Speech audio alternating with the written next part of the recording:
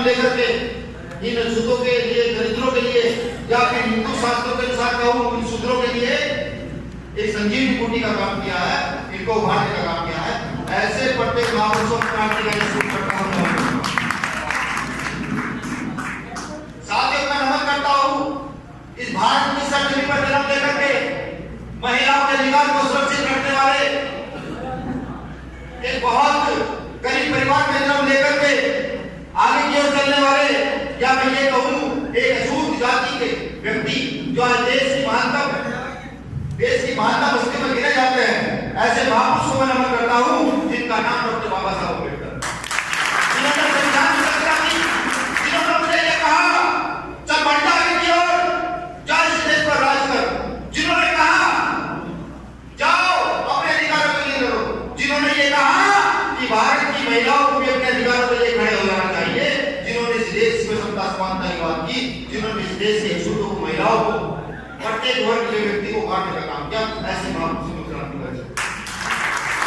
अब मेरा सलूट है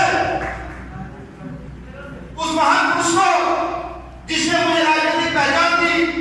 जिसने भारत में छूटों को राजनीतिक तौर पर उभारने का काम किया, ये बताने का काम किया इस देश में जिसकी जितनी संख्या है उसे उतना प्रतिनिधित्व मिलना चाहिए, और इस देश का बहुजन समाज सबसे ज्यादा है, तुम्हें भारत की राजनीति की ओर बढ़ना चाहिए। मैं माननीय काशीराम साहब को सल्यूट करता हूं। अब मैं झुककर सलाम करता हूं उस भूमि को जो डॉक्टर बाबा साहब अम्बेडकर की जन्मभूमि है। मैं झुककर सल्यूट करता हूं उस भूमि को जिसने 2 अप्रैल के दिन भारत में सबसे ज्यादा शहादत दी है। मेरा नमन है उन माओं को भी जिन्होंने अपने वीर सपूत अपने अधिकारों के लिए खो दिए। साथियों समय समय पर महापुरुष का यह घोष हुआ, मूवमेंट आगे की ओर बढ़ा, मूवमेंट चलता चला गया। हमें सोचना पड़ेगा कि आज के समय में जो राजनेता की गद्दियों पर बैठे हैं, आने वाले समय में उनको भी महापुरुष बनना होगा, क्योंकि बाबा साहब भी राजनेता बहुत बड़े हैं, माननीय काशीराम साहब राजनेता रहे, जिन्हें आज हम अपने महापुरुष कहते हैं। लेकिन दर्द होता है ये सोचकर जिस समय 2 अप्रैल को मेरे 13 भाई शहीद हुए, तो भारत की राजनीति का एक राजनेता ऐसा नहीं था